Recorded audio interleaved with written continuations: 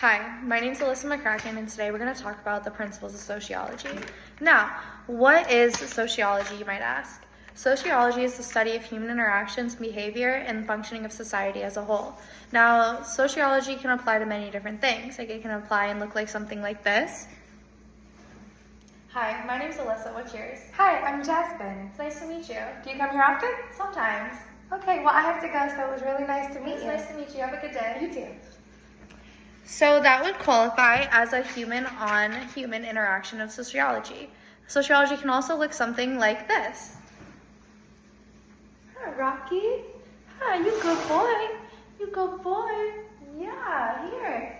You want to do a trick? Come here, Rocky. Come here, Rocky. Come here. And up, sit. Sit. Good boy. Good boy. So that would qualify as a human and animal interaction part of sociology. So it's not just limited to humans just themselves, it's limited to your interactions with animals, people, in everyday life. It can be a mix of everything.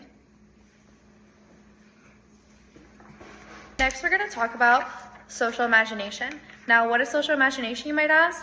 It is taking everything we learn in sociology and applying it to our everyday life. So it's applying the sociological concepts to our everyday life and why we make the decisions we do, why we live the lives we do, why we have the opportunities we do.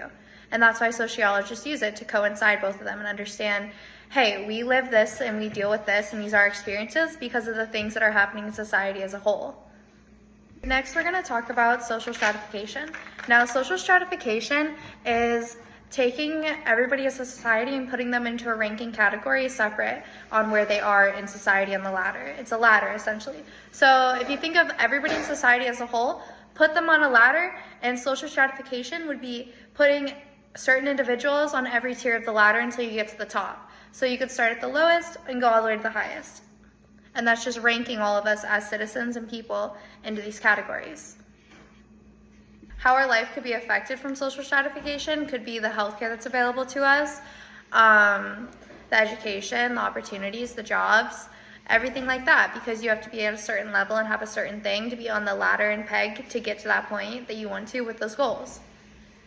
When we break down social stratification into 3 sociological concepts, it could be wealth, class, and power. Since social stratification is just essentially a ranking system, you might not be able to make certain decisions about things if you're not in the position of power to do it. Like, take police officers, mayors, presidents. They can make impactful, large decisions for groups of people because they're in the position and power to do that. And then for class, you can use a plane as an example, however. So there's economy and first class. In order to give the amenities and comfortability that you could get on a plane to the max, you have to pay to get into first class. Whereas economy is just standard entry with standard features and amenities. And wealth, your life could be affected in the positions and opportunities given to you by things like generational wealth, how much money you have, if you can go to the right school, if you can be in the right area to be accessible to the options in life around you.